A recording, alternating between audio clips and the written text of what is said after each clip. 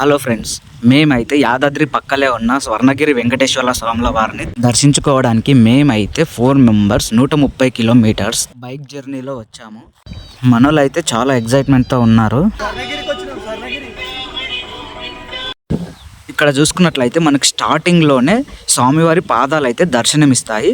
ఇక్కడికి వచ్చిన ప్రతి ఒక్కరూ ఫస్ట్ స్వామివారి పాదాలను దర్శించుకున్న తర్వాత లోపలికి వెళ్తారు. మేము కూడా ముందుగల శ్రీవారి పాదాలను దర్శించుకున్నాము. మనం టెంపుల్లోకి అయితే ఈ ద్వారం నుంచి వెళ్ళాలి. ఈ ద్వారాన్ని వైకుంఠ ద్వారము అంటారు.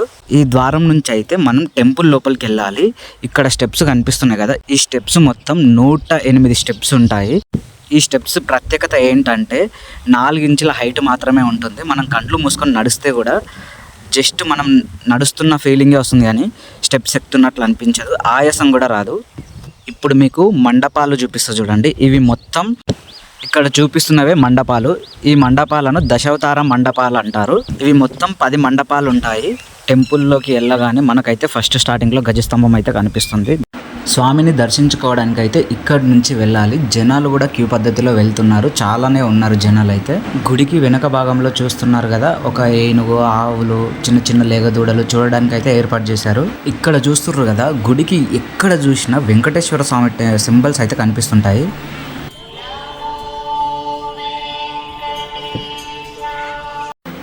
ఇక్కడైతే గుడిలో నుంచి బయటికి వచ్చిన వెంబడే ఒక గదిలాగా అనిపిస్తుంది. ఆ గదిలో చిన్న ఉయ్యాలు ఉంటుంది. దానిపైన కాయిన్స్ వేస్తే అనుకున్న కోరికలు తీరుతాయంట.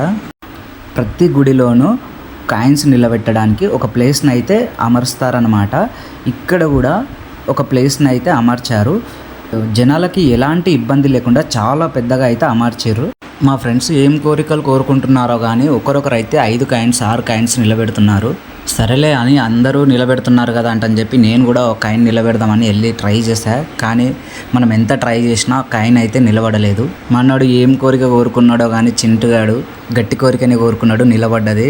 అక్కడి నుంచి అయితే మేము బయటకు వచ్చేసాము. బయటకు వచ్చాక ఇక్కడైతే ఆంజనేయ స్వాముల వారి మండపం కనిపిస్తుంది. చాలా పెద్దగా ఉంటుంది.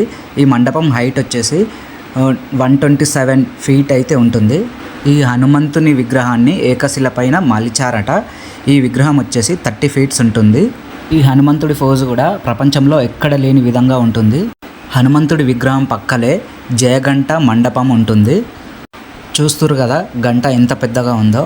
ఈ గంట 1700 కేజీలు ఉందంట. ఈ గంట మొత్తం కంచుతో చేయబడిందంట. ఇది ఇండియాలోనే 2వ అతిపెద్ద గంట. మొదటిది అయోధ్య రామ మందిరంలో ఉంటుంది. అది సుమారు 2500 కేజీలు ఉంటుందంట. ఈ గంటను ఒక్కసారి మోగిస్తే 2 మినిట్స్ వరకు ఆ శబ్దం వస్తుందంట. మనం ఆ గంటను టచ్ చేసినప్పుడు ఆ వైబ్రేషన్ 2 మినిట్స్ వరకు ఫీల్ అవ్వచ్చంట. మనం కూడా ఏదోలాగా గంట కొట్టాలంట. నేనైతే 3 టైమ్స్ కొట్టేశాను గంట. మనతో పాటు చాలామంది గంటను అయితే కొట్టడానికి ట్రై చేస్తున్నారు. కొందరు కొడుతున్నారు, కొందరు కొట్టకుండానే వెళ్ళిపోతున్నారు. ఈ గంటను కొట్టడానికి జనాలు అయితే చాలా ఆసక్తి చూపిస్తున్నారు. మా ఫ్రెండ్ కూడా తిప్పలు పడి ఎట్లాగోలాగా గంట అయితే కొట్టేశాడు. హనుమాన్ మండపం వెనకాల పిల్లర్ పైన బంగారు గరుడ విగ్రహం ఉంటుంది. ప్రతి ఒక్కరు దర్శించుకోండి.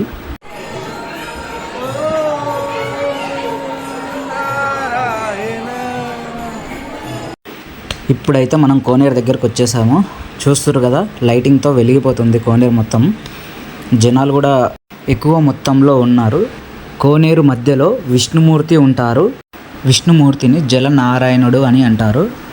ప్రపంచంలోనే 2వ జలనారాయణ విగ్రహం అంట. మొదటిది నేపాల్లో ఉంటుందంట. ఈ విగ్రహం దాదాపు 2500 కేజీలు ఉందంట. మేము వచ్చిన రోజు కూడా చాలా ఉన్నారు జనాలు. అయితే ఈ టెంపుల్ని చూడడానికి చాలా ఆసక్తి చూపిస్తున్నారు.